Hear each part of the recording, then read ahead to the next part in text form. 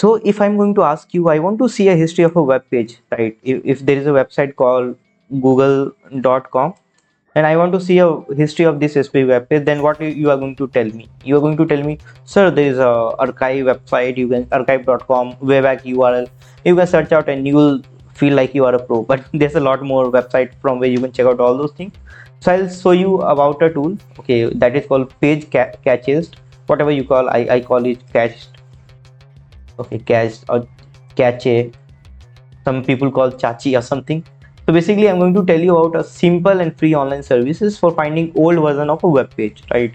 And this is basically in search engines, cached and web archives, right? So the website is very much helpful. So website is called pagecast.com, right? So if you want to look for, let's say, vihgroup.com, vihgroup.com, you'll enter and you'll instantly see a lot of things, right? You can see instant display, it will show you probably a dork, right? If there is any cache, it will show you, but there is a cache dork. Then you'll see there is an error on Bing, there is a cache not found on Yahoo Japan because I've never searched that website. And there is a cache found on Wayback Machine Archive.it, nothing on Archive.today and Archive, right? So this is how you can use Google, whatever. I don't want to check for any other website. You can use your own. Okay, you can see here there is something, open link.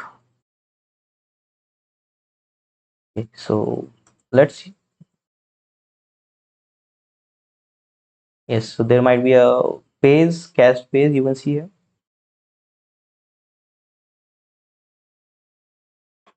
I don't know what exactly it means. So these are cached page. You might be for a few years back. You can see there are multiple tabs you want to open for the number. This is the date when it was got recorded. So you can see, oh my god, it seems to be very much funny.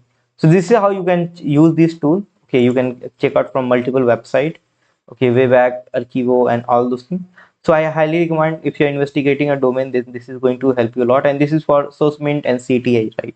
So I hope you enjoyed, you have learned something new. Drop a thumbs up and subscribe. So thank you very much for watching this video. Have a great day. Jai.